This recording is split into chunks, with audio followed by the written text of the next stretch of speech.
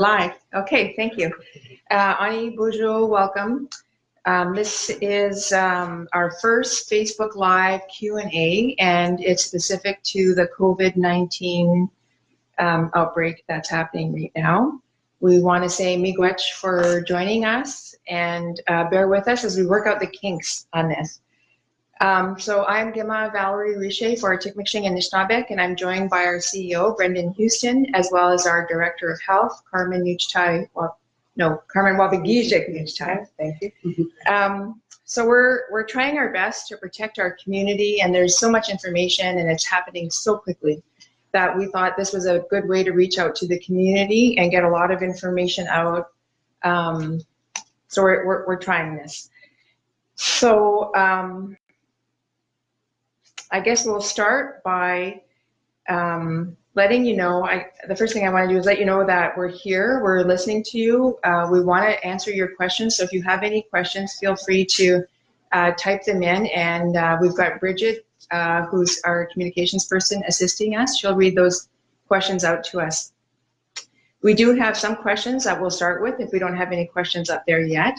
And as well, I'm going to ask Brendan to lead off with some opening comments just to let you know what administration is up to and to tell you a little bit about our COVID response team. So that's where we'll start, Brendan. Thank you, Gimaa.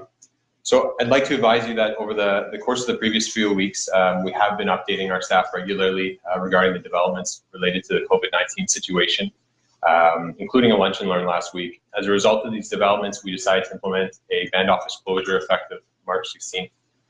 We felt that this closure was a necessary measure to protect our staff and the Tikmikshing community, and we continue to evaluate this office closure on a week-to-week basis.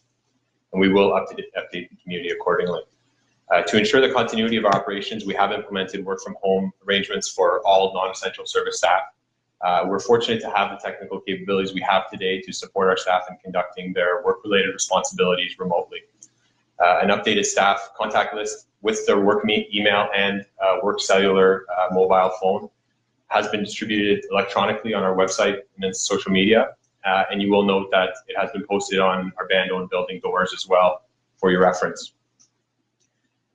In a further effort to promote our social distancing and to promote and protect the community health, the community and staff health, we have canceled all Tikmikshing and Nishnabek programs for 1 month, including the library, community center, and early years program. I can assure you that essential services will remain intact, including primary care services, public works, home care, patient transportation, garbage pickup, and family support services related to child welfare and protection. I'm also excited to share with you that we have formed a COVID-19 response team.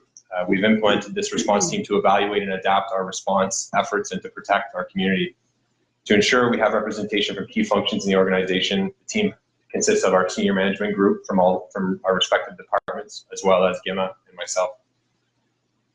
The purpose of this response team and the respective meetings is to regularly monitor the health and well-being of our community, to minimize administrative and community disruptions related to the COVID-19 situation, monitor daily updates related to the COVID-19 situation from reliable sources, including our federal and Ontario counterparts, adapt our response strategies as new information emerges, develop and amend our business continuity plan as necessary, develop and amend our pandemic response plan as necessary.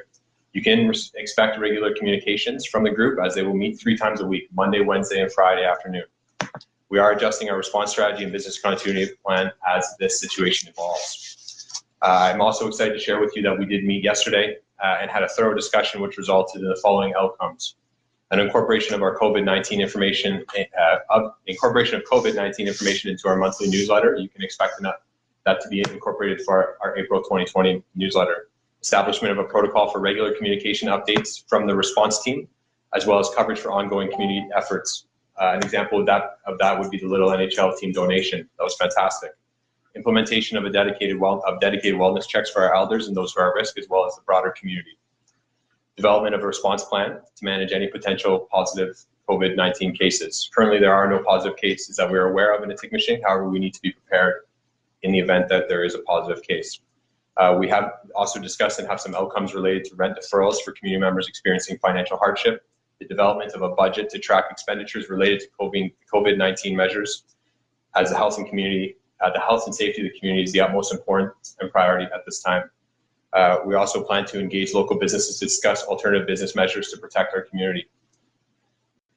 In closing, I would like to say that we continue to monitor the situation, and I would like to thank our staff, and particularly Carmen, Nootchtai, and her health staff for their continued efforts in supporting the health and safety of our community. And I really encourage each and every one of you to thank your care providers and reach out to them to check in and make sure that they are well aware that we appreciate their ongoing efforts. And I thank each and every one of you for your continued efforts in implementing the necessary measures to protect your friends, families, and the Atikameksheng community. Moving on to the next portion of this, I'd like to cover a few questions that we've already received and provide some answers to you. I'll start with the first question. So one question we received was, will our band provide any support to our officer members? And second part of this was, we've received a number of young mothers, or we have a number of young mothers, fathers and families who may be experiencing financial hardship and emotional hardship, both on and off reserve. How will we be helping these individuals? I would like to state that we will certainly evaluate these on a case-by-case basis, and I really encourage those who are experiencing these hardships to reach out to us. And we will evaluate these and respond accordingly with the necessary supports.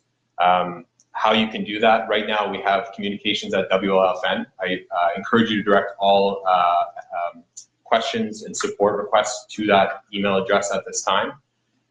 We also have distributed an email list and updated staff contact list. So I encourage you to use that as well to reach out to our staff, and we will make sure that your requests that we are aware of your requests and that we respond to your requests. But I also want to make you aware that we are going to be establishing a dedicated email contact for COVID requests and COVID questions. I expect to have an update for you in that regard within the next day or two. So again, I really encourage you to reach out and to let us know. There's a lot ongoing in terms of the community supports. But in terms of emergency requests or financial hardship, please reach out to us and we will do our best to support you. In the wellness checks that the health department is conducting right now, we are asking if you do request or do require any mental health support or emotional support, let us know. We do have staff that can assist with that or can provide you with numbers. Wonderful. Okay, so we're going to move on to the next question that we have. And that is, could the band look at some financial relief for people who are not working and may not be able to meet their rental obligations? So what I like to say in this point is, yes, of course, we'll be trying to assist people as much as we can. Right now, I guess the best way to do that is on a case-by-case basis as people come forward and let us know that assistance is required. But council, and I should let you know that council also is meeting every second day. We're having regular conference calls and we reach out as required. And so we already have agreement in support from council so that there will be the opportunity to waive rents for people that require that. So that information will also be going up, but just to let you know that is happening. Then on to the next question. So that's number 4. I think we've got that question's for Carmen. Do you want me to read it to you, Carmen? Sure. The question is there any wild meat left from the community fall hunt that families could access? Okay, so in preparation of this, I did call Ashley Taylor, who's our Natural Resources Coordinator. She coordinates, she runs the Wild Distribution Meat Program. And with that, she has advised me that there is no more moose meat left. It has been already taken. So with that in mind, I did speak to our land-based program helper, Mike Naponce, and we had this discussion of any wild meat that we could do during this COVID-19, and he will be going fishing. And if there's anybody that would also like to help, we do recommend that, we're not all gathering. However, if there's anybody that could donate fish or any type of wild meat, we would be welcome to that. Should also let you know that we're working on, Carmen's department is working on a food bank. Yes. And we're hoping, this is relatively new, but we're we've been talking about the food bank. We have some donations already, as was mentioned, from our little NHL hockey teams. A huge miigwech. That was just so thoughtful. But we're looking at assigning a full-time staff person to start running a food bank. We know the food bank in Sudbury's closed, and we know that that's a huge need. So we're working on plans to put in place that food bank now. Yeah. And during the wellness checks that our staff are conducting, we have been assembling a list of items that is required.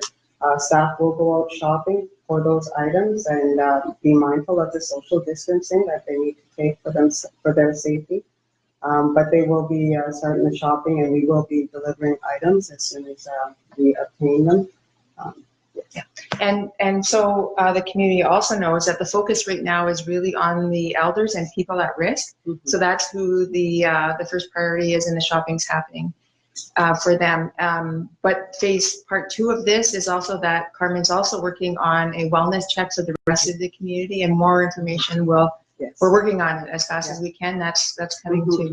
So majority of the because staff, we've all been designated different sections in the community, and majority of the responses to date are, a lot of them are feeling that their needs have been met. They're feeling well, and they're coping well mentally. Elders, they have advised that their general needs have been met as well. There's a few that may have asked for a food item or toilet paper, and there's only a few. For our fixed income families, they're asking more for different types of food, fruit, eggs, milk, Pampers, flour, bread, also cleaning supplies and toilet paper. The remainder of the community is, we still know how to make those calls. So each staff person, we've established a database as well, and staff, once they make those phone calls, they input that into the database. We're all given a big list, so we can share that database and we see it in real time. And we will have a up-to-date list of what's needed, and people will go out shopping as needed. Okay, so the next question is, many other First Nations have closed their borders to non-residents so that the First Nation can implement full isolation and limit potential virus transmission. Will you be taking this step as well? So this is a tough issue for the community, and I know some people are in support of this. And so we're looking at it for sure. We're absolutely looking at it. One way, of course, is to limit this is by closing the stores. And so we've written letters to all of the stores earlier in the week asking them to take precautions and giving them some reference material of what they could go to for further information. We are also going to be undertaking some phone calls to them and reaching out to them to ask them what measures are they taking, are putting into place. So I'm happy to hear that 2 stores have already closed today. I heard that Lakeshore, is it Lakeshore? Lakeview closed, and that they encourage the other stores to follow suit, is what I'm told. I've also heard that Bob's smoke shop has also closed, and I want to thank both of those stores for taking that initiative. I think Andy's has a drive-through window that's open at the time, but I'm really hoping that the other stores follow suit, and that you also consider doing the same thing and closing your stores. And Chief and Council will be discussing this further, but we're collecting information right now and seeing what the other stores are doing. So the 6th question, or the last question that we have received so far. Do you want me to read it for you, Carmen? Or? The local food. Yeah. So the local food bank, again, we will identify someone to coordinate that piece here. However, the Sudbury Food Bank is open. The Sudbury Samaritan Center is open, and they are accepting 5 people at a time. So they're taking their measures and making sure. So for on-reserve members here, we will establish that food bank here in the health center. We've noticed the boardroom is quite small, so we'll probably utilize another area for that piece. Once we do have more information, I will be able to provide that update. With the wellness checks, if you haven't received a phone call or if you're requiring something, please call 705-692-3651 and dial extension 221. That will get you to our health services clerk, who will be able to forward that information to us. So we want those people. That means we missed you. And Yes. it might mean we missed you because we don't have your information. Yes. So if you could just give us your phone number, we can reach out to you. Yeah, good. Yeah, you go ahead. Or communications@wlfn.com. Yes. There's a number of ways. That's great. Mhm. So those were the questions we got in advance. Are there any additional questions that have come in? Yeah, so one question is, how do you know who is in need? And is there a sign-up list for who can sign up? Okay. So what we've done is we assembled our community health nurse, the client, which is Marina McCumber. We have Kim Leckley, who is our client care coordinator. She coordinates all the visits with our visiting professionals. So that's the doctor, the physician, and the nurse practitioner. So with that information, we are aware of the needs in the community. Excuse me. And so from that information, we've established a list. With that list, we've identified anyone over the age of 65 years old with comorbidities, and that's a priority. Anyone over the age of 65 years old, unknown if comorbidities exist. And we also have established another list that identifies under the age of 65 with comorbidities. And comorbidities are any underlying health issues. So if you have diabetes, heart disease, any respiratory illnesses, anything that will compromise your immune system, cancer patients, chemotherapy, those illnesses there. So with all of that, this list, we've prioritized that list. If you haven't received a phone call, please give us a call. Sometimes not all members utilize the health center for their medical care, so we will not know that information. So we do ask that you call and speak to Marina McCumber, the nurse. We all have our, health privacy is very important to us, and we follow all privacy laws. But give her a call, let her know your health condition, and we will add you to that list.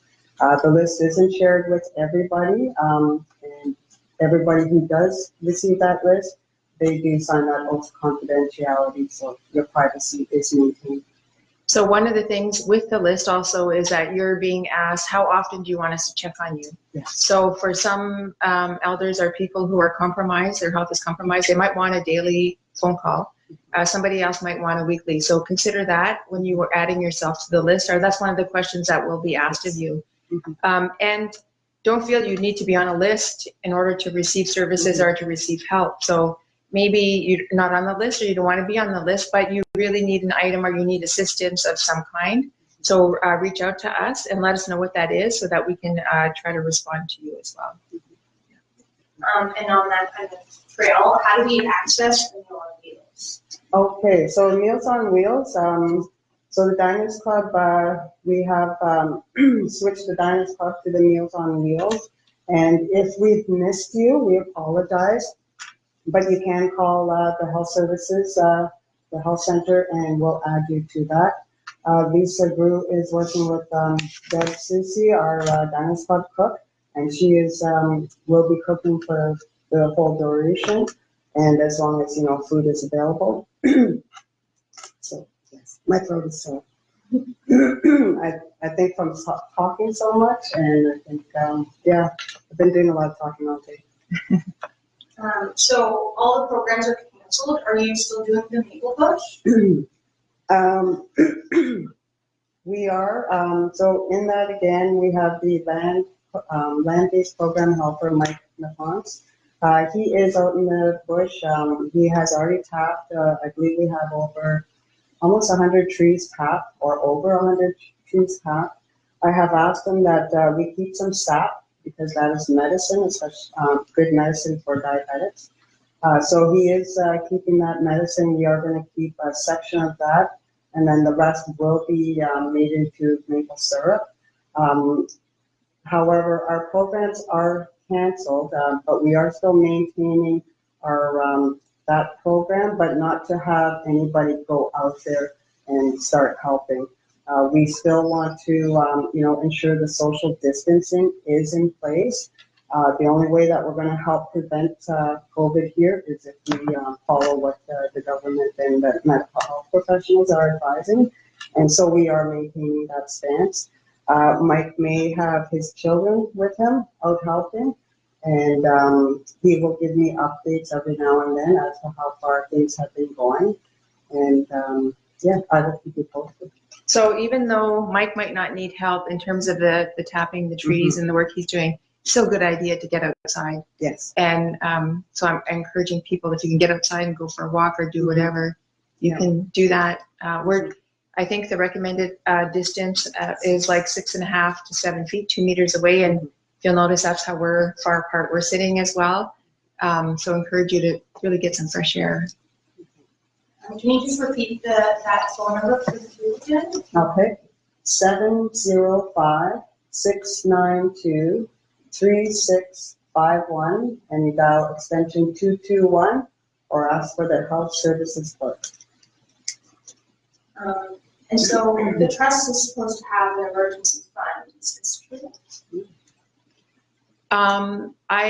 That question really should be directed towards the trust, because I'm not completely sure. I know, of course, there's a line in the trust agreement that speaks to the health of our community.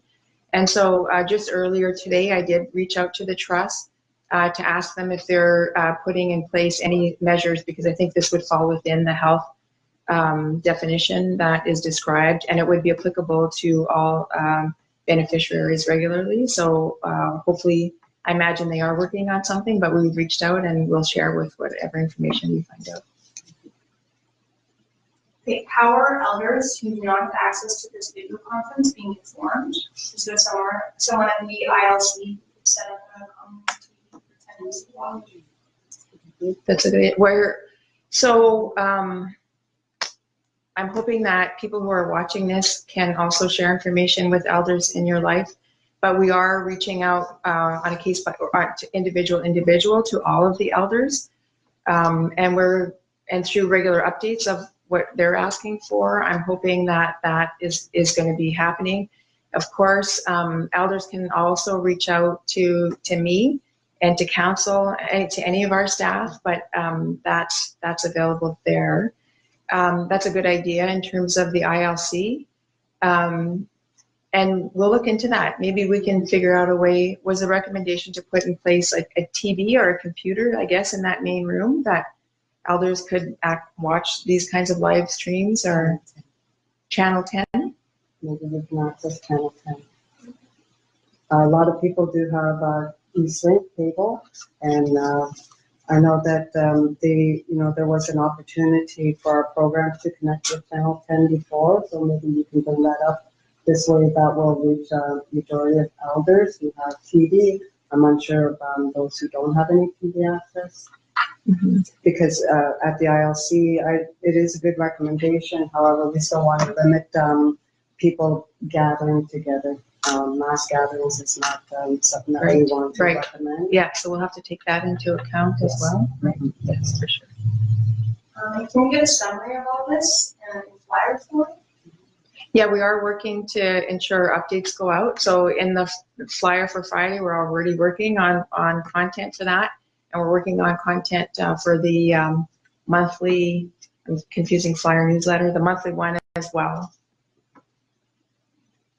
All the questions we have. Are there any other updates that we should give? I'm trying to think if there's anything else.